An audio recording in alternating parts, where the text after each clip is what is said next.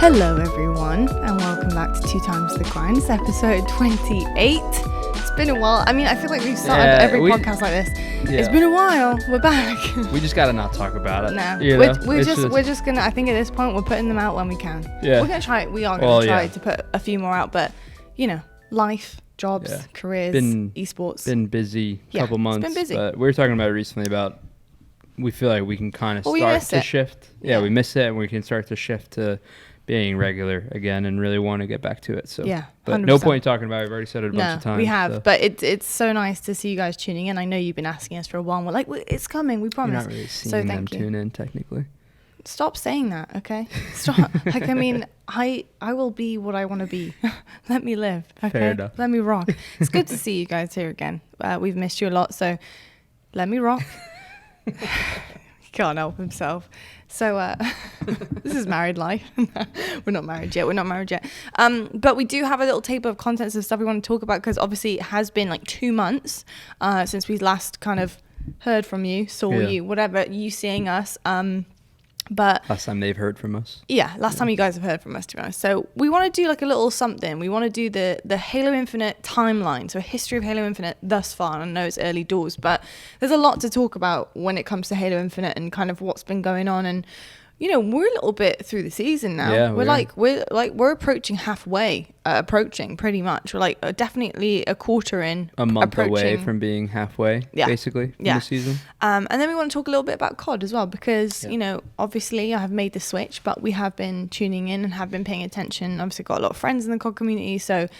And to be honest, you just can't get away from COD. Once you're in, you're in. You know, you've dipped. It's been fun getting to watch the games together too. We said that the other night when we were watching the major. Yeah. It was cool getting to watch. You know, we'll talk about it obviously, Absolutely. but the LAG Cinderella story. Yeah. So we're getting to see it together. We got a bit to talk about, but first, business as usual. Cheers, babe. Cheers. Today, we're actually going to be testing out an espresso. So we've recently just purchased an espresso machine. It's a Virtuo machine, and you know, to be honest, it's to kind of like help us with our lazy cravings of coffee when we're down here gaming and we don't really want to move, or if you're streaming or scrimming. And it kind of just helps you out. You don't have to take too much of a break. Yeah, I was going to say, really, it was my idea, wasn't it? I said, you know, when I'm streaming or if I got scrims, like, I just don't want to go upstairs and do the whole process of making lazy. Lazy, but like, hey, I'm busy, you know? So I was let's call it more time efficient. Should we call it that? Yeah, I don't think it's lazy. I'm time efficient, you know? I'm like, hey, I'm wasting a lot of time here. This is very true. So think of it this way. The more minutes it takes me to go upstairs and make a coffee. Yeah. The longer it's going to take the scrim to be done, which means the longer I'm away from you and the pups. That is true. And, you know, the longer it takes for us to assess where you guys are at in terms of scrims. Exactly. If you're an esport fan. Exactly. You know, but I miss you when you're scrimming. I miss you. So we are testing out an espresso today. Obviously, this is a little bit more of a niche one because you can't really test it out for yourself properly unless you have a machine. But I'll tell you something, machines actually aren't that costly. I remember thinking Nespresso to myself was like, oh my God, machines, they're so expensive. Actually, you're paying way more for a Keurig. Yeah. And obviously a Keurig, I think has the capability of putting a lot more coffee and a lot more different kind of coffee into it. But you'll see a couple of brands that have kind of ventured into the pod realm where you can mix and match. You don't have to just use Nespresso pods.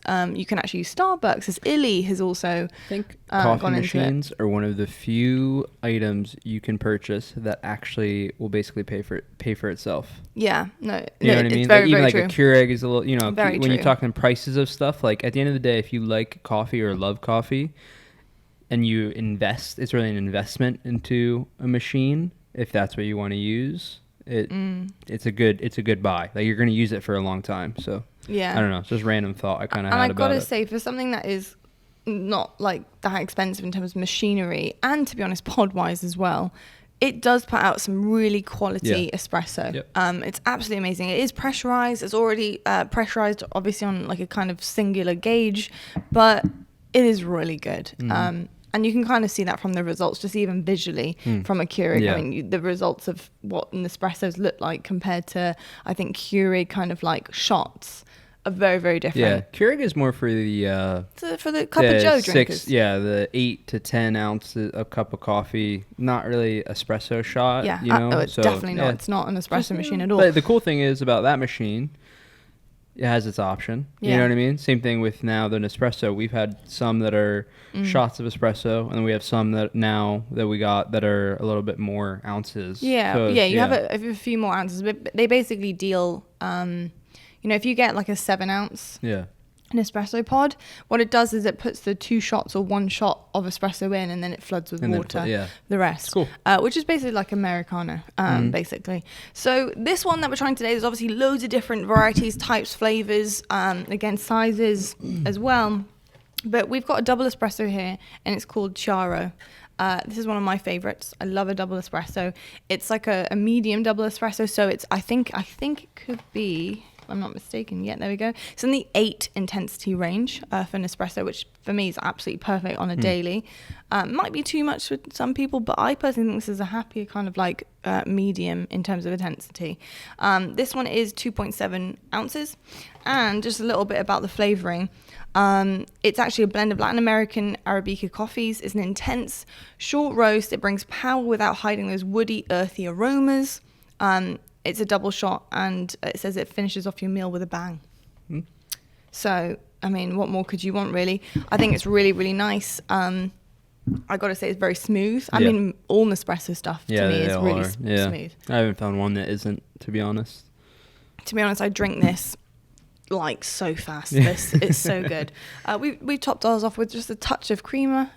Peach usually has a little bit of sugar. I usually don't. I have this time around though. Honestly, if you can turn espressos into a sweet treat as well, like they're just delicious coffees. So we'll let you know. Most of them are meant to be like a dessert kind of. Coffee technically is supposed to be, really. But there you go. But we'll let you know our rating of the Nespresso Chiaro double shot at the end. Let's get through our table of contents though, because we have a lot of Halo Infinite stuff to discuss and talk about. Now we're kind of going to go through it like chronological order. Yeah. We're not going to get too deep into it. So, for example, we're not going to hit the Pro Series and stuff.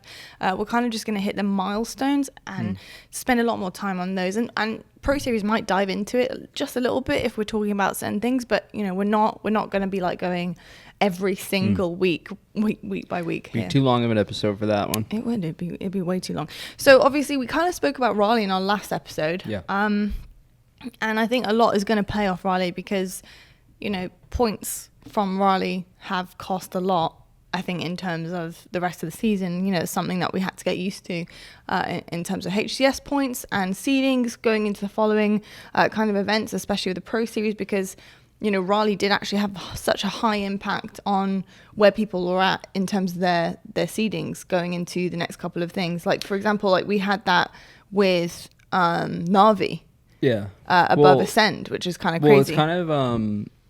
It's weird. The way that the format works now with HCS is like the events have an impact, but then like after the event now, like once you dive into the Pro Series stuff, it actually doesn't have as big of an impact as you would think. Like we'll talk about it like Anaheim and Kansas City and a little bit going into it. But yeah, because of the points decay, like the Pro Series, if you remember, it's hard to remember. I mean, because of how long ago it was. But remember like how like BBG got a higher seed than us and stuff like that. I remember. So the Pro Series is what really, from Raleigh to Anaheim, the Pro Series is what really cost a big amount of points. But obviously we have Anaheim, then we have Kansas City. So the points are adding up. Yeah, they are adding up for sure. But we kind of touched upon Raleigh. It was a bit of a weird event for you guys.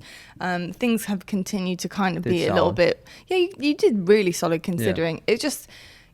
because of everything that happened in terms of the bracket was just really bizarre for a lot of teams as well. And I think, that kind of has echoed and transcended down to, I think, a lot of rosters who look back at Raleigh and they're like, well, the bracket. And I think that's kind of like, it's been like a kind of backhand for a lot of teams as well, which is fine, but you can only play who's put in front of you and do what you can do, right? Yeah. So moving on, though, to Anaheim. No crowd, no fans, no real atmosphere, apart from we do have a LAN environment, which is great for you guys. And it was really cool that we were still able to put on a LAN event, because at the end of the day, really the results in terms of gameplay is what we're looking for. Fans are absolutely amazing and they really add to an event. But at the end of the day, if you're going to choose something, you definitely want to make sure LAN happens. What was that like? Because, obviously... it was difficult. It was the first event you had coming back with Royal 2, and then, things were still a little bit tricky / awkward as well with everybody. And, coming back into it, you didn't have a huge amount of practice either with Royal 2. So LAN for you and being such a big event was a true test. So where was the mindset maybe like a week before heading into the event? Yeah, I think the mindset really shifted leading into the event. I remember kind of just being like, I don't really know how good we're going to be. We had played in all the Pro Series stuff with Formal, and we did pretty well, with Formal. Obviously, all things considering, I mean, he's on OpTic now and is ripping it apart. He's a great player. Obviously, with us, we just didn't get a lot of practice with him because of the whole situation. But yeah, so like going into Anaheim, I kind of was just like, it was a little bit more like up in the air, I'd say. Like I was just kind of like, I hope we do good, but we don't have a lot of practice with Royal 2, and things are like we're still trying to figure it out. We're a little far behind. But a week before, like we were beating every team. Like we don't play Cloud9 or eUnited in scrims. That's a whole separate story. But like we were beating OpTic pretty consistently in scrims. I'd say trading more than consistently. We're beating Faze. Like we're winning the majority of our scrims. And then so the mindset before Anaheim went from like, we'll see how we do, to it's like, you know what, I actually think we have a pretty good chance at winning. And I mean, we could jump into anything about Anaheim. I don't think we were super far off. It's interesting because I don't think we were far off, but I actually don't think we were comfortable at all at the same time. And I think people were like really quick to be like ranking us super low. Like we got 4th again, which isn't great by any means. It's our first time with our team being out of the finals, which I think is like where people are kind of like, whoa, like, holy hell. I think, but just to like have the measurements, like true measurements on it, you got to remember, you in the worst circumstances possible. I mean, that's not good for a team, and also not good for a team I think that's built on longevity and built on like a foundation roster. I think it's different when teams are used to kind of bouncing around. Even again, I think that's difficult for any team, but especially for your team who've been together for such a long time, and then to suddenly have this situation come out and happen is really, really difficult. So, we also don't do well. It's rough. Yeah, we also don't do well having not played together. Yeah. Like, it doesn't matter who we play against, but, like, we play our best Halo. Like, we can play Halo 7 days a week together, like, in scrims. Like, we're really good. Yeah. But, like, if we miss, like, 3 days and we just don't play, we are not good our first day back. And that's kind of like what it felt like with Matt, where like we only had 3 weeks to get prepared. It felt like when you got to the event, it was like, whoa, like this feels a little different. Like this doesn't feel like, it doesn't feel like we're like 100% firing on all cylinders. But like I said, like, we took OpTic to game 5. I thought we were really close with them. Recharge, we couldn't win a Recharge Slayer or Recharge Stronghold all tournament. It's no secret. Yeah, that became a bit of a meme. That recharge, that you guys just couldn't. Yeah, I mean, we just weren't good at it. We're now, again, more time. We're able to adjust and fix. We're now recharge. It's been one of our best game types now. Yeah. I wouldn't even say one of our best, but just like more, we can win it. We can win it a lot more. I think also just to jump in as well before you finish is like, I think another thing that a lot of people might not realize is when you do take out a core player, which to be honest, at this point in time with your roster, all 4 are core players. You take out somebody and replace someone, they play completely differently from that person. You guys as a team then have to adjust what you're doing to meet whatever that person now coming in is doing as well. It was even like rougher too. I don't want to talk about it too much because it's so far in the past now, but like, we're playing the Pro Series Formal, we're scrimming with Royal 2 and going back and forth. It's just so like, what are we doing today? Like, how are we playing? In your mind, it's hard to like wrap around it. But it's like driving a different car every day. Isn't it? I thought we did well at Anaheim. Took OpTic to game 5. Didn't play well against C9 in pool play. It was pool play. I think if we would have played them on Saturday, I think we could put up a little more of a fight, or Sunday. Sorry, I keep banging. I keep banging my coffee. I have to put it down. But took OpTic game 5. Lost. Same thing. Like I said, just couldn't win a recharge all weekend. Then played eUnited for top 3. Really, eUnited's a great team. They got 2nd and 3rd now. We went to game 4. Same thing. I mean, we lose a 1-0 Bizarre CTF. We lost Livefire Oddball, which has only gotten better for us as well. I say it's only gotten better for us. I think every team probably feels that way. As the game gets better, you just feel more comfortable on it. So it's not me like gassing us up. It's just I just feel more comfortable. Yeah. And then Recharge Strongholds game 4. I don't know if you'll remember it, but I mean we had a pretty decent lead. Yeah. Like a 50, 60 point lead. I remember. Just boom, gone. Couldn't figure it out, and we lost. So yeah. I know. I remember because I was freaking out. Yeah, not far off the mark though. Not far off the mark. And I'm excited with Casey. We got a lot of practice. I have a question about eUnited, because obviously they don't scrim you. Yeah. And it's like, that's really more personal things from their side. I mean, you guys have like no hard feelings. So it's like, if you want to scrim us, we'll scrim you. But they have very personal things. And obviously that definitely came across with Ryan Noob's attitude on the main stage, which I personally don't like. I know a lot of people do. I think when it's aimed at somebody that, or know really well, it's a bit more difficult. Yeah. However, do you read into any of that happened back in Anaheim? Do you think that they're going to now take that as like, oh, us not scrimming them is working? Like, do you think there's anything in their minds? Like, I feel like when it comes to that team and kind of like the headspace on that team, I think they are a team that really kind of drives on confidence and moments. So do you think that they've taken that moment and been like, you know what, not scrimming them is really working. Like, we can, like, this is what we need to do. Yeah, I don't know. It might. I think it's like a 50-50. Like, I think from their point of view, maybe it did, maybe it didn't. From our point of view, it had nothing to do with them, and that's no disrespect to them. It's just, I think as a team, you just kind of feel like we just didn't perform great, and you can say that all weekend. Like, we just weren't 100%. I don't think that's anything to do with not playing the game. To us, like, our strategy is our strategy. They might. I think, like, if anything, I think that. I don't know if it'll boost their confidence on the whole, like, not scrimming us thing. Yeah. But I think that just beating us in general will be a big confidence booster for them for the whole year. Obviously we have a little bit of a rivalry with them. It's all good on my front. Honestly, our whole team, I think, feels the same way. Like, it's just all good. Like, whatever. Mm-hmm. We have, like, rivalries, but it's not like a personal thing. It's just everyone wants to win, at least from my point of view. Just see what happens, I guess, going forward. See how it keeps playing out. I got to say as well, just a note on Anaheim too. And this might come across a little bit funny, but I'm sure that you guys who do pay attention to Halo Infinite a lot, and especially the competitive side of it, will understand this. And we'll also understand that this is coming from like a professional perspective, not actually a personal perspective. But my God, you were freaking cracked at Anaheim. Oh, thanks. Like, I've talked to you about events many times, right? Many times. We talked about Halo a lot. And trust me, I'm the first to compliment you. But my God, Anaheim for me was such like a massive showcase on what you can do as a player. And like, it almost felt like if you had any chains on you, that they were just totally gone. Like, you just looked so good. I personally think you really kept your team alive in a lot of senses in terms of the entire tournament and the outline of the tournament. But my God, you were playing so well. I wouldn't say you were playing any differently. Like, you did what you normally do, but I just felt like when it comes to Halo Infinite, there is so many more like nuances to it. There's a lot more to like kind of do, I think, on the map as well. Like, you look at the sandbox, for example. There's so much more to pick up, and then you've also got all of the utilities now as well. You've got grapples, you've got this, you've got dynamo nades. There's so much. And I feel like you handle that so well. I think your organization as a competitive player on maps and knowledge and like kind of instinctual knowledge is so good, and that was really there in Anaheim. Yeah, I mean, I just so felt good. I played. It's funny because if you look at statistically, I played about the same.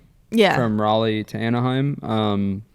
Maybe you were just on your POV more. No, well, I kind of said that. I was like, I think that I think that it was just on my point of view more because we were playing main stage a lot more. Mm-hmm. Raleigh, I mean, we were on main stage versus. I forget who we played round one. I think it was like the boys, I think. Or something.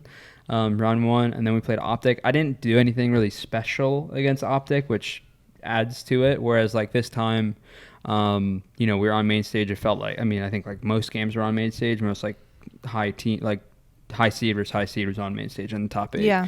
I just think it was on my point of view a little bit more. I appreciate the gas. I mean, I felt a lot more comfortable. Yeah. Like in terms of getting everything and picking everything up, and didn't feel the most comfortable on like the team front. Like, I didn't feel like we were really efficient, but just in terms of my individual gameplay, and I think we all had moments of it. Like, Brad. Yeah, there's like, definitely I think everyone rotation did. Moments of it for sure. I remember Matt going crazy, like like glass with a shock rifle on recharge, like insane. It won us around. Yeah, TJ making clutch oddball plays against Faze, right under elevator. Yeah. So it's like I think we all have moments just about finding those specific, consistently good plays. For me, I think it's there. I just need to I think I did it all weekend. We just got to do did. it a little bit more at the same time, if that makes sense. Yeah, I think that you put it perfectly. I think there were moments where every single person did something so good. I just think for me, you did that constantly all weekend, every game, pretty much, like every single game. So, and I think that's where it started to really shine through. And I know it's not a bias, and I know it's not a biasy thing because, I mean, I had to talk about it in the desk. Like, it wasn't even my choice. You know? Yeah.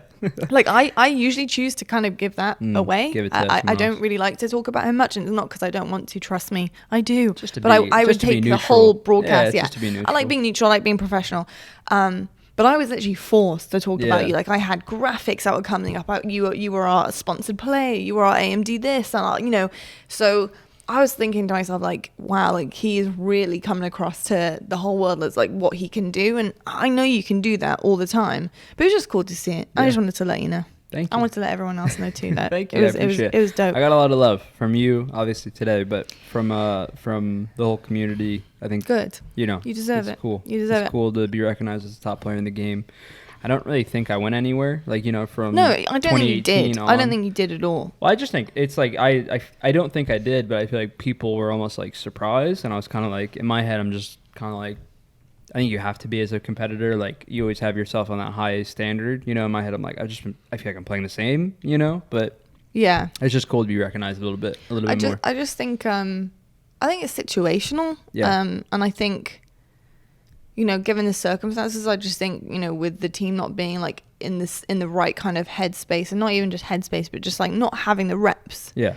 I just think you just stepped up in a really big way. Yeah. So it was just really cool. Yeah.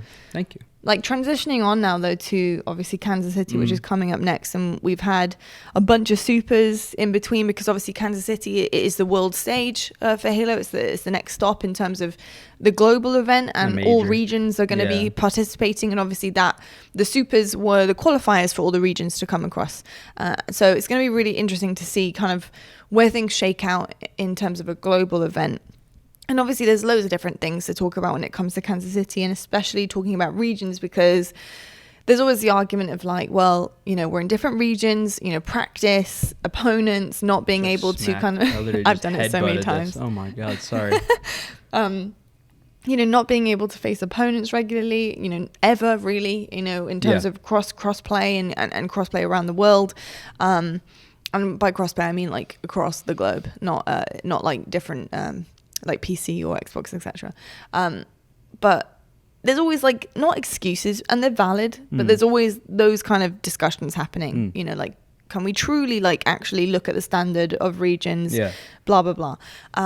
But before we head into like kind of that direction, something that is definitely a pressing matter is the GA that came through, and that we actually saw obviously at the EU Super, and it's something I'm allowed to talk about. In COD, it's kind of not really something that you're allowed to talk about as a broadcaster. Are you allowed to talk about it? Yeah, we are. Oh, wow. We are allowed to talk about it. We mentioned it in the broadcast. It was mentioned several times. So it was something you are allowed to talk about. So obviously the Mangler's been GA'd. Yep. I'd like to talk about from your perspective as a pro player, because I can give my 2 cents on it, but I'm not a professional player.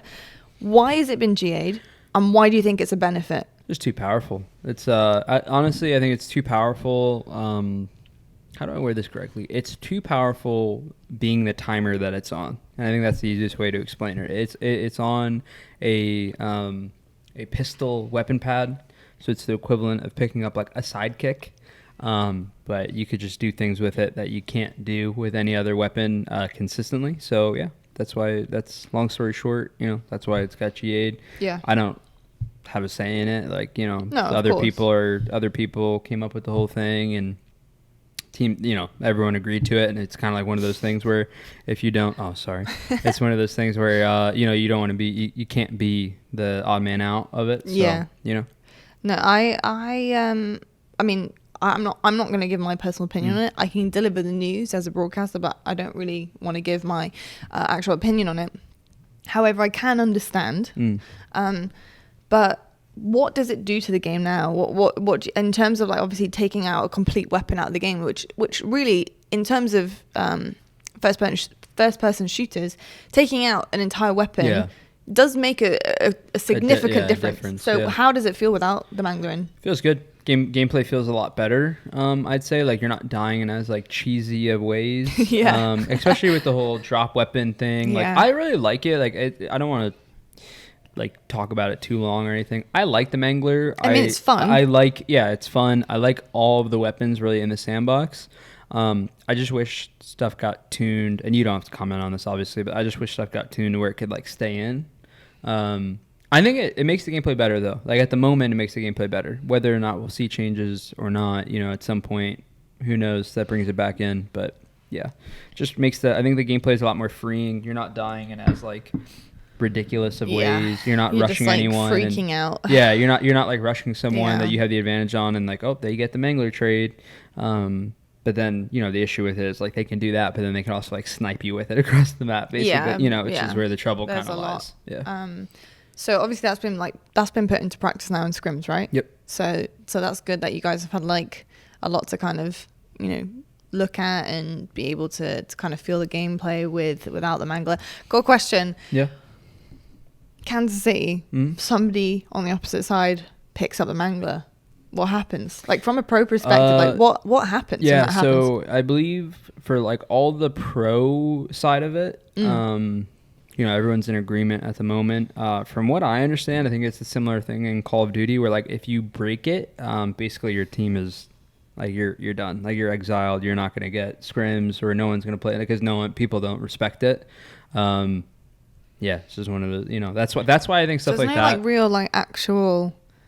Like obviously there's no like rule in play in terms of tournament ruling. No, yeah. It's like a personal like community. It's just like a respect thing. It's just a respect thing at the end of the day. Like if you agree to something, you need to stick to it. Yeah. If you win, it's always going to be kind of like a sour taste. Like granted you're playing for a lot of money, but then there's not like a massive repercussion, but at the same time like if you look at it in terms of it's not a massive repercussion, but at the same time, I mean if you look at it like if you break that like that trust amongst your fellow players and also the whole world and it's like and every player and everyone in the community and knows that you did that, like I just think it kind of tarnishes your name and tarnishes your team to a point where I'd say it probably would hurt you significantly going forward. When we were in Sweden, we were kind of having the discussion because it was the first time we saw it kind of in action competitively during the EU Super, and we were just chatting about it, and we'd see it on the maps every now and then, just like on the side, like on the weapon pad, and we were kind of just chatting in the green room, like, what if someone just picked it up right now, not even used it, just picked it up, and like someone just saw the Mangler was gone? Like, would it mess with the team's head, like the opposition's head, or like, you know what I mean? Like, is there stuff like that you can do? Like, for example, if you did that as a pro player, like took the Mangler off the wall, like threw it off the map, but somebody could see that it was gone. No, it's just if it gets used. You know what I mean? Yeah. But would that mess with the team's head? Like, Mangler's gone. Like, they must have Mangler. I hope not. I pick it up all the time accidentally. Do you? Yeah. Okay. It's like a habit. Like, for me, like, I made a point in Halo Infinite to, like, get every weapon is so viable. Yeah, so, like, of course. if you see a weapon in front of you, like, pick it up. So sometimes I'll be like, I'll be like walking I'll spawn elbow, and it literally on my screen says like hold B to pick up, and it's just like it's a muscle memory, like, right? It's like but I drop it though. Yeah. Like I pick it up and I automatically drop it back on the floor. Like I'm never carrying it around or anything like that. So I mean, I don't think anyone's gonna care if you like pick it up. Okay. I'd say if you like picked it up and like kept it as a secondary and someone saw that, like someone might say something to you. Yeah. But if you do like what I do, where like you pick it up and you just drop it back on the floor, like no one's gonna care about that. Fair play. Yeah, it's just little mind games we always think about. Just you never know. I'm gonna pick it up. I'm gonna pick it up and like toss it in the middle of the map. It'd screw me up. I'm very extra when it comes to video games, like attention to detail. Yeah. I'm like, oh, look at this. Yeah. So I probably just like hop on about it. My team like, shut up, it's Someone fine. took it. yeah. But let's talk about Kansas City just a little bit as well, because obviously it's the next one and it's a big one coming up. This is a really big event. This is a major. It's not just a major; it's region based again, kind of similar to Raleigh, but actually I would say to an extent bigger than Raleigh as well. It's not region based. Huh? Yeah, it's so like every region goes. Every region goes. So it's like based on every single region. You said region based. I thought that would mean. Sorry, my bad. No, I'm asking like what's correct. Region based would probably mean every region based, I guess. Okay. It's not a great sentence. No, I got you. No, it's okay. I know I should be better. I'm a broadcaster. It's okay. It's a place to chill. It's my time off. Yeah, it's your time off. It's all right. So like, every single region is going to be there in some capacity. And obviously that was qualifications wise. So it's not going to be like a free for all type of thing. There are teams there who have worked their way to be at this event. But again, there is that conversation about, it's an open. And there is that, and pool play is secured for some teams, open bracket is secured for some teams. So there is that as well. But there is always that question of like, are other regions going to catch up? And like, there is always those excuses about, regions not having a fair opportunity to practice and stuff like that. What's your saying on that? Because you could argue it the other way as well. You could be like, well, we don't get to practice against you. Yeah. Do you know what I mean? I don't think there's like much of an... How do you feel about that? I don't think there's much of like an argument. Like, I just think it's one of those things that's like unfortunate. I hope Halo can get big enough to the point where like, say like an EU team wants to come practice over in NA, like they'll get the practice. You know what I mean? It's just a matter of obviously the funding to do that is expensive. But I mean, like it's the same concept. I feel like no matter what esport you go to, like there's some regions that are stronger than others, and I mean through multiple games now, the teams that want to win really bad put themselves in those scenarios. Like in League of Legends, I mean, people are going to live in Korea, for literally months, to try to train in the same way that like SKT, which is like one of the biggest teams there, I think it's Korea, excuse me if I'm wrong, like practice the way that they do and the lobbies that they do. Similar boat. I think it's unfortunate. Like I said, hopefully, we can keep getting big enough to where we can make it happen for people. Yeah, definitely. I think the internet just needs to be updated. Yeah, well, it's just never going to be. It's just one of those things. Imagine we're all on the same ping. One whole server, world. The whole world. Yeah, we start realizing there's alien civilization on other planets, and then it's like planet servers instead. It's like, well, Jupiter is not fair because we don't get to practice with Jupiter anymore. You are off the deep end. We don't have time to. We're going to have region-based Halo. Region-based. There you go. But it'll be Jupiter supers, Earth supers. Mars supers. Bring it back in. Bring it back in. Okay, I'll bring it back. Bring it back. That's a separate podcast. And let me have a real life Covenant fight on our hands as well. Yeah. Are you worried about the server then at that point? Yeah, probably, because they're probably trying to steal it. They're probably trying to break our server. No. I think it would be cool. I have heard obviously EU bringing it back to real life. Shout out to all of the alien believers out there, though. I believe in aliens. Me too. So, different time. Yeah. I think we've discussed this before, honestly. So, obviously Ascend have been just unstoppable in Europe. Just absolutely unstoppable. There is 100% holes in their gameplay. Like 100%. You see it. But you got to respect and tip what they've been doing. But there is holes. Excuse you. Excuse me. Bless you. Cut that part out. No, it's staying. Bless you. And there is holes in game. There's holes in everyone's gameplay, even Cloud9's gameplay, and they've been super dominant as well.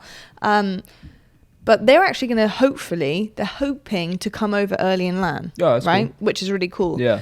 So with that little bit of experience on the hand, how difficult is it, would you say, for a roster who has been so dominant in their region, like Ascend, who really hasn't had a huge amount of a challenge, really, to be honest, hasn't also then had the practice of other teams that really do give them the challenge, and then come over to North America, and, for example, let's say they LAN a week before with a couple of teams, and they have it organized, and they get, excuse the phrase, but railed. Yeah. What does that do to a dominant team's confidence, you think, before a LAN event? Yeah, I think it's not ideal, but at the same time, I mean, necessary. You still got to, like you got to prepare one way or another. I don't think that they would ever. Even if they land against Cloud9, like I think they would still be. Yeah, I mean, I think in one of the games, weren't they in C9's pool? Am I thinking of their correct team? Oh man, it's gonna bug me. What, I think Ascend? at Raleigh they were in C9's pool and beat them like 250 to 50. Maybe I'm wrong. Or no, on one of the maps. Yeah, on like one of the strongholds map, like they just. I think it was. They're good at strongholds, actually. It might have been. I might be thinking of something completely different.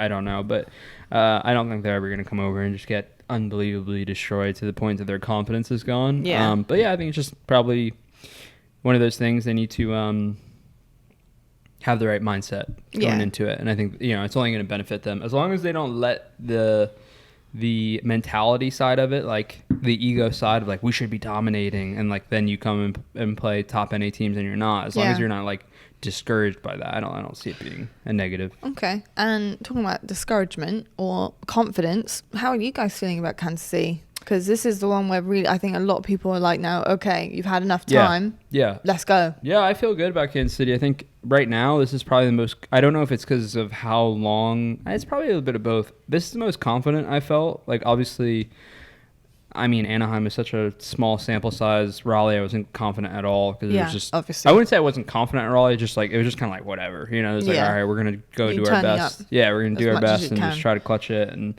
see how we can do. I think this is the best our game plan in terms of every single game mode has felt. And then, like, you know, I think efficiency-wise, I think we're getting there. How's communication? Yeah, I think comms are pretty good. And I think that comms have been a lot better because we're more on the same page. Nice. And, you know, a lot of the thing that that we were all talking about, you know, before, it just felt like we weren't really efficient on the objective.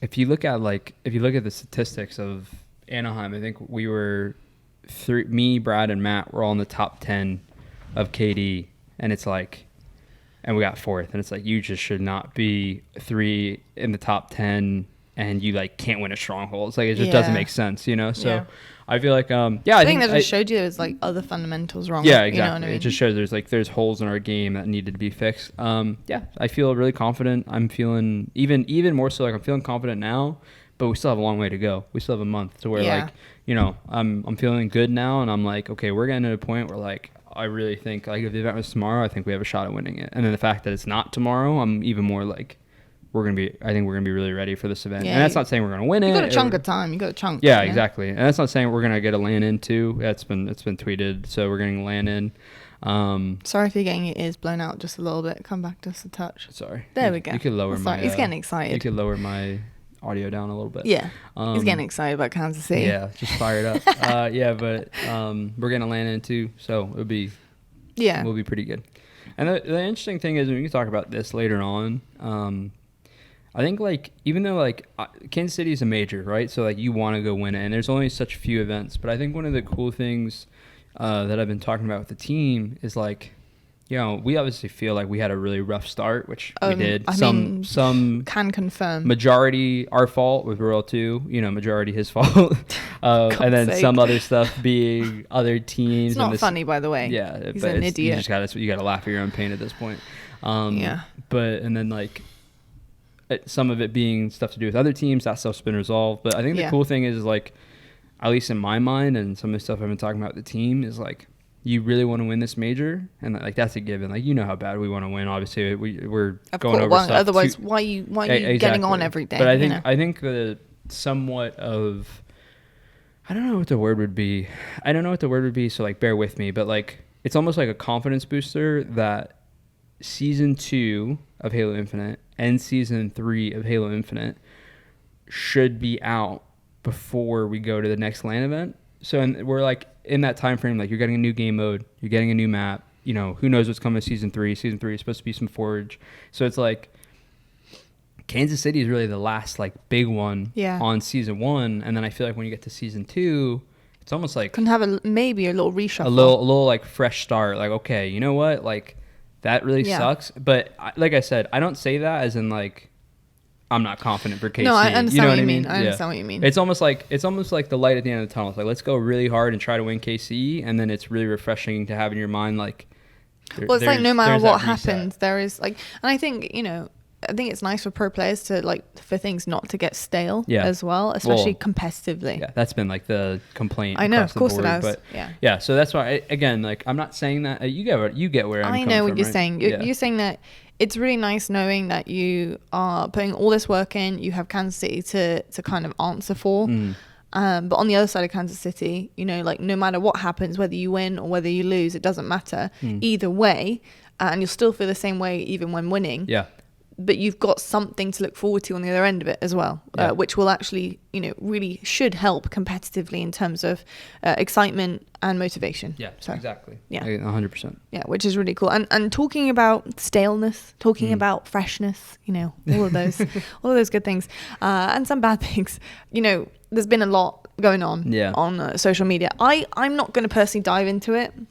I feel like a lot of conversations that I have that are outside of, competitive front, like actual, like genuine gameplay, of actual games, and assessing games, I can't really talk too much about. And that's just from a respect point of view. I work for the game. I love what I do. I have a lot of respect for it.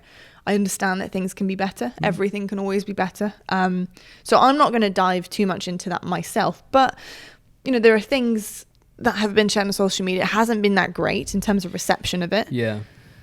And there is room to do better. I think everybody can kind of take that one in and run with it as you will. Yeah. But, what are your hopes? You know what I mean? Like, what are your hopes for the game at the moment? I mean, my hopes right now are just like, I'm feeling okay. Like, I think I've come to a point of acceptance with this season being season 1 of Halo Infinite. I couldn't explain to you like what really happened. Like, basically, long story short, everyone that works there is like contracted, and for like, I think it's like 18 months is the max. Someone in the comment section who's made it this far could probably correct me if I'm wrong. And we've like hit the point where all those people are like now leaving, which has now made our kind of like staleness of the game. It's kind of mind blowing that like that's not accounted for, in my opinion. Shout out Nameless. Yeah, mind blown. That's not like accounted for, but I do feel confident in season 2 and season 3 that we can get some players back. The real hope is season 3. The real hope is season 3 with Forge. We can get a big part of the community back. Who knows down the line, battle royale. If you get in my opinion, this is a whole separate topic. Yeah. But if you get the multiplayer in a really good spot and the battle royale comes out, who knows? I think that there's a lot that can happen to make it great. Yeah. But it's just been a little bit unfortunate to begin with. Yeah. Bit frustrating. Yeah. Bit frustrating. Well, I mean, we've been waiting. It's frustrating because you've been waiting. I've been waiting since 2018 for this game, and to have some of the stuff that's going on. The lagouts, the desync. I mean, we can't. The league was supposed to be on PC. The whole season was supposed to be on PC, and we can't because of lagouts. And I'm playing on a console that you're playing on dev consoles now. Like, there's just so many.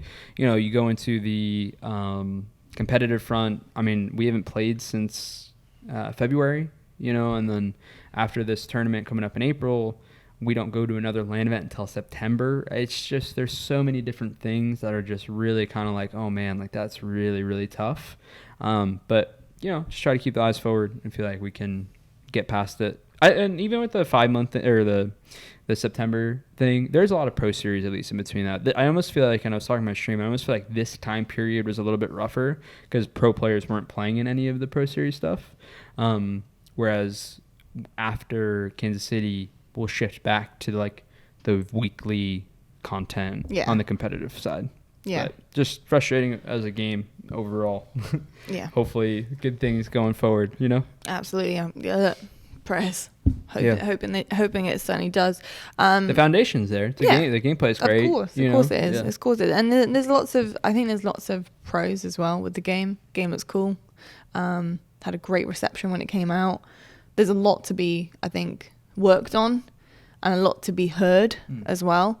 But I'm just really hoping for like the next couple of seasons it's receptive. Give them credit in one of the last blog posts that they, and again, you don't have to comment on this, I will not. On one of the last blog posts that they put out, and Reddit posts that they put out, they actually acknowledged like how they understand the feedback and they agree and they understand the frustration. And Sketch on Reddit posted about the lack of content being mainly due to the fact that like they have to hire new people, and it's like, again, it's concerning that like I don't understand, and look, I probably never will understand that side of it, the business side of like, well, how did you let that happen? But it is good to see it acknowledged and hopefully just fixed, so credit to them. Where I can give them a little bit of credit, they're at least acknowledging like, hey, we know, which is more than I could say for how I felt in the past. Where in the past it was like, in my opinion, like they messed some stuff up and like they just kind of like not like they didn't acknowledge it, but like they just didn't really say anything, you know, where now it's like they're coming out and being like, hey, like we know. I'll tell you what, I love Halo. Same. I think, and that's the great part about it is I think there are just a lot of people that love it. Absolutely. You know, and that's what counts for most of it. It's one of the few games. I know we're gonna jump over to Call of Duty quick, because this is going long. But it's one of the few games where like everyone just wants it to succeed. Of course, so bad because everyone loves it. You have this heart. You got Nick Merckx, who is like the biggest streamer on Twitch, or one of the biggest. You know, I don't keep up to the ranking things, but in my opinion, one of the biggest. Obviously, amazing community, and like. He's just tweeting about Halo. You know what I mean? It's like, and it sucks that that's not like positive at the moment, but it's like, it's in hopes of like, hey, like, let's do, like, I need, like, this should happen, you know? Yeah. Next week, we're going to dive into the VR potentials next week as well. So that'll be fun. It's a rare case for a game. And it, you know, it could happen. I don't know. It's just one of the, I stay hopeful every day. You know, I think that it's like that meme. I was rooting for you. Yeah. I think it's the Tara Banks one. I haven't seen it. I'll show it to you. Yeah. It's the Tara Banks one. She's like, I was rooting for you. Oh, I didn't see it. I was your fan. Or something like that. I don't know. It's funny. But yeah, so we will obviously continue to talk about Halo Infinite for the remainder of the season. So let us know your thoughts and feelings on it. Of course, season 1, a bit shaky, but for the most part, we have a game, which is great news. And we also have a competitive season, a very hotly contested competitive season. Kansas City coming up. Let us know your thoughts and feelings on everything. Like, let us know in the comments what you think about the conversations that we've had. Give us your opinions on it. We always love reading them and hearing from you guys. So let us know. We're going to head on over to Call of Duty now, which we kind of been, you know, obviously it is coinciding with our season, so it's really hard to sometimes kind of keep up with things. Like, for example, I'll be doing, you know, broadcasting and I've got a major happening at the same time. So it's hard to keep up sometimes. But I try and watch stuff back. And obviously we've had the first 2 majors of their season, as well as obviously all of their online stuff. And it's been looking great. I mean, first of all, love the broadcast team. Oh yeah. They're brilliant. It's really nice to see that. And you know, it's always difficult because communities can be so mean. Yeah. Especially the COD community. They can be very, very harsh and very judgmental. Passionate people. But I got to say, the desk looks fantastic. Veli, who's obviously taken over from my role, looks brilliant and sounds brilliant. I'm so proud of him for everything that he's kind of just taken on board. He's really just run with it and he's having a blast doing so. And, you know, obviously shout out Ali as well, just a phenomenal analyst. She knows so much about the game. She's played literally since she was a tiny kid. And she continues to play. Yeah. So she's got really high level analysis. And sometimes I just wish I could just tell some of the viewers like to just stop staring at her outer shell and actually listen to what she's saying, because it's so good. And then I've got to say, obviously my duo. Oh, Nameless. Just, crushing it. You know, Nameless is just absolutely incredible. Absolute goat. Yeah, I was going to say credit to Ant, because amazing. Not that it's obviously not a slight, but he's just gotten better and better with time. I mean, he was a pro player. Aging like fine wine in terms of his analysis. He was a pro player. Obviously coming into the broadcast team, you know, and I just think every year I think he's getting better and better and more comfortable, and it shows. It's funny with Nameless. It's nothing to do with his knowledge. His knowledge is there. It's there to stay. It'll never leave. He's got phenomenal knowledge of the game and kind of what to do. But it's his like presence on camera, and the longer he's done it, the more and more he's just incredible. I mean, literally the other day, Veli couldn't host. I think he was either sick or I can't remember what it was, but there was like a really good reason for him not being there. I think there's been 2 situations. One was a flight, and one was him being sick. Yeah. Nameless took over the hosting. He was amazing. Oh my god, he was so good. He was so good. And I texted him and I was like, oh my gosh, you're so good. And he was like, I don't know how you do this. It's so hard. I was like, it doesn't look hard at all. Yeah. But he's just, he's brilliant. He's absolutely amazing. I want to see that kid win some kind of award, because he deserves it. He's an amazing analyst and he brings a lot to the desk. So big shout out your boy Nameless. So obviously keeping up with COD. Yeah, you 100%. I want to go golfing with you guys. You've been taking up golfing, but because we didn't get to do that LA trip. Look, we'll make it happen, and we're gonna arrange it.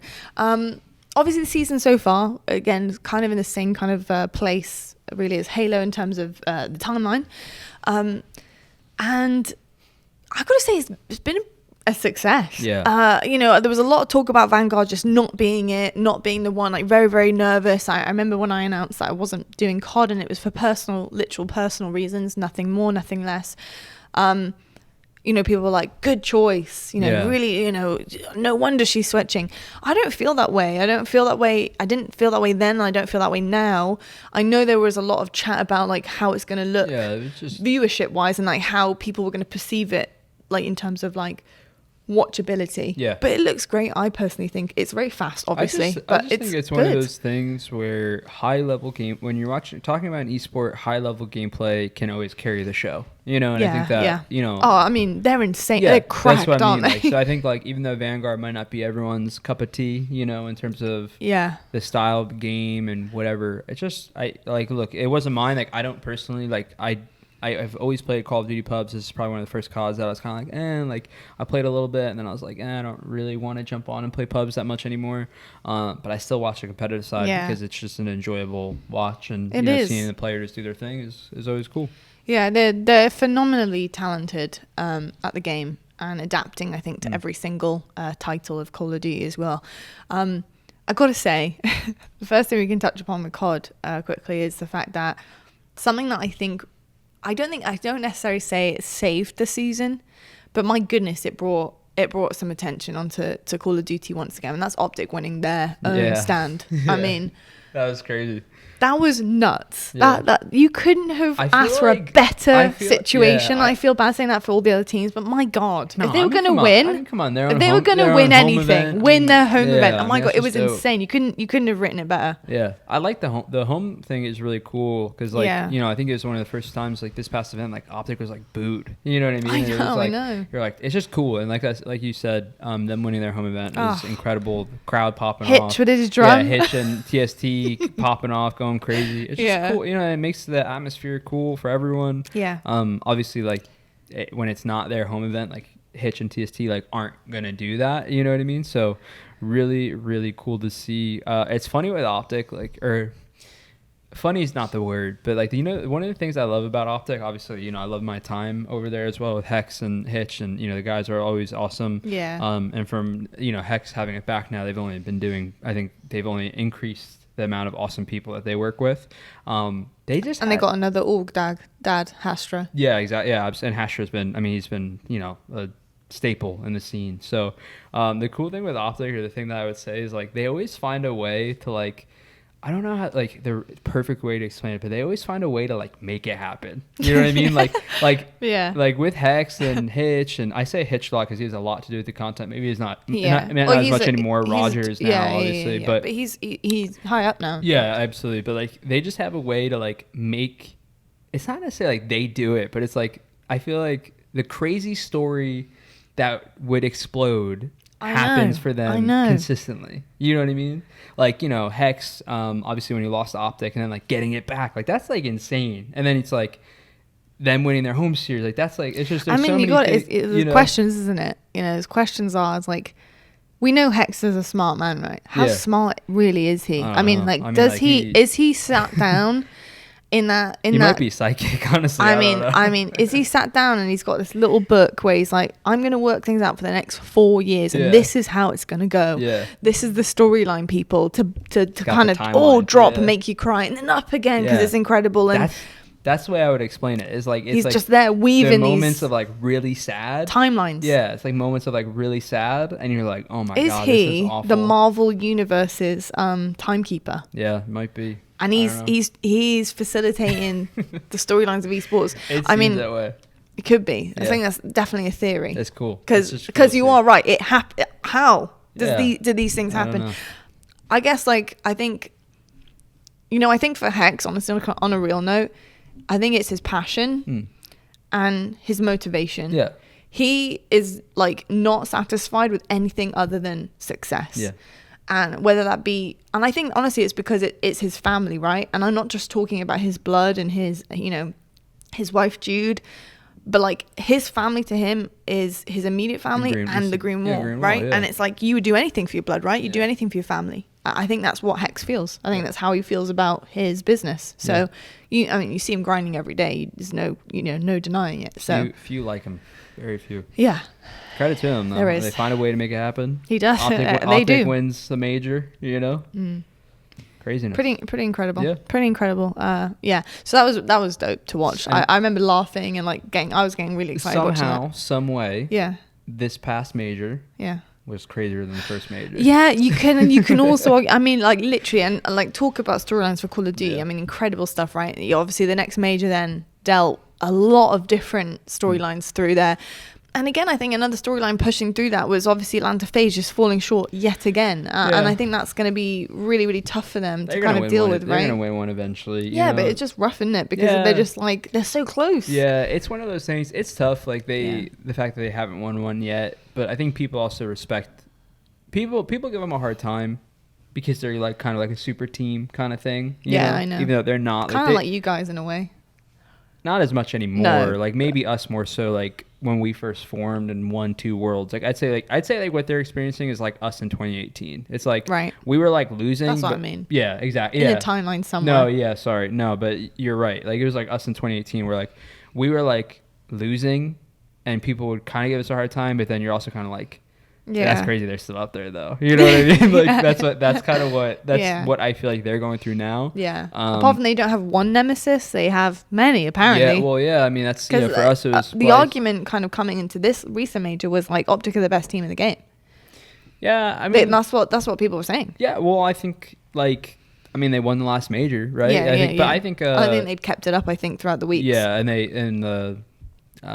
I was gonna say Pro Series. I know. In the league matches, they kept it up. I think they were undefeated. It's Pro League, right?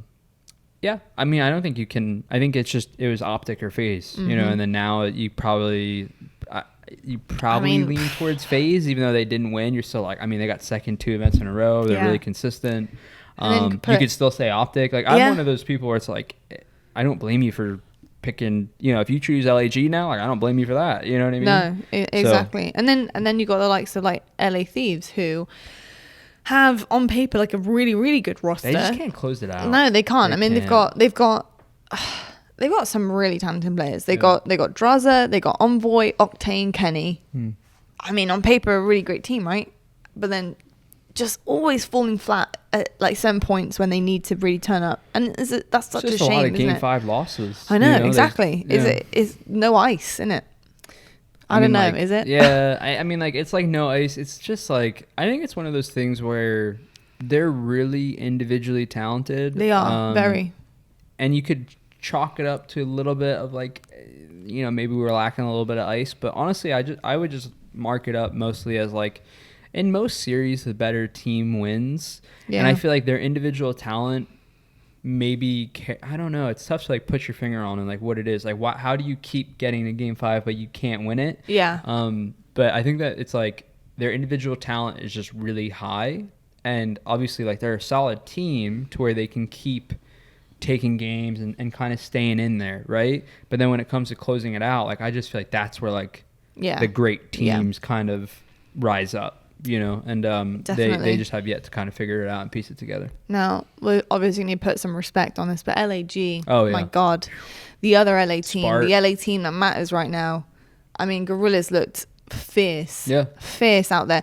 Losers won. Yeah, I got to say as well, obviously, the first hard point, I was a bit worried about that. I was like, oh, that's not looking too good at all. It was not good. Yeah, I stepped away. Yeah. I saw the finals, Faze versus... LAG, just couldn't get anything going. I saw them lose map 1. I was like, it's probably over. And then I came back like map 4, and LAG was winning the series. And I was like, what? Like you were watching the whole time, but I came back and I was like, what? Oh my God, I can't believe it. It was just insane. Yeah, insane. I think it just shows you how when you get. This might be taken out of context because I'm sure lots of people are going to be like, well, she doesn't like Big P then. Like, Gunless is absolutely fine. Yeah. You know what I mean? Like, he is a great player. Yeah.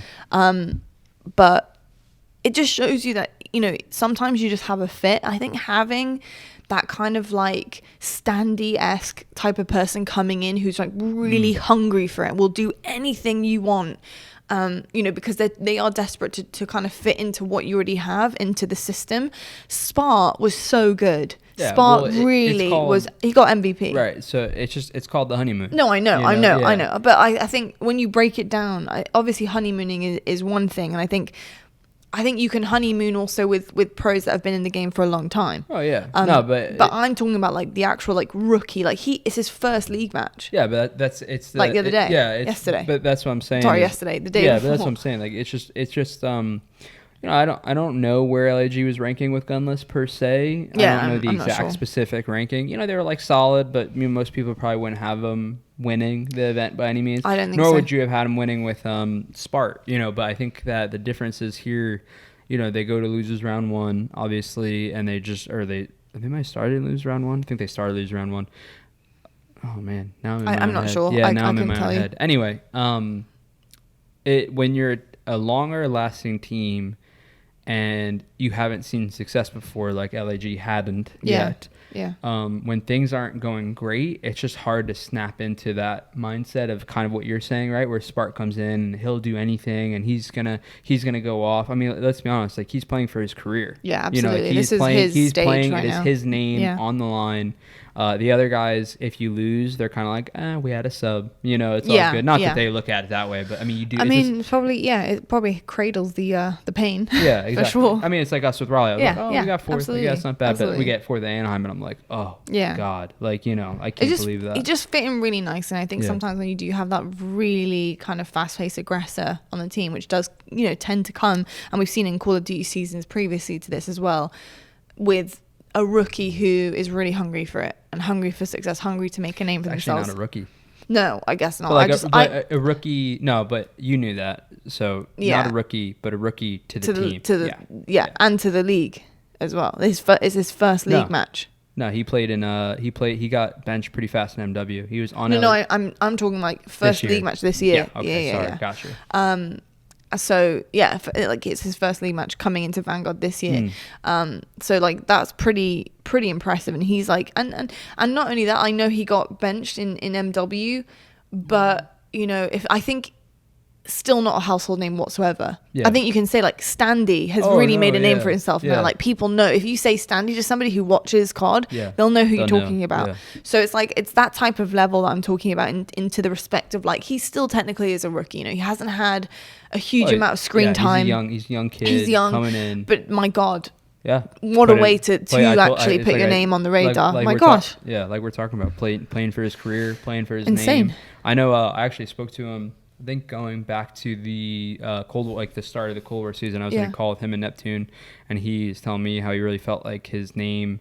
Oh my gosh, that was him. Yep. Wow. Isn't that crazy? Wow, It went from, he said he felt like his name was really kind of brought down a lot from his first experience in the league. Yeah. But when you're not on a great team, it's tough to do amazing things. Yeah. But now coming into it, happy for him.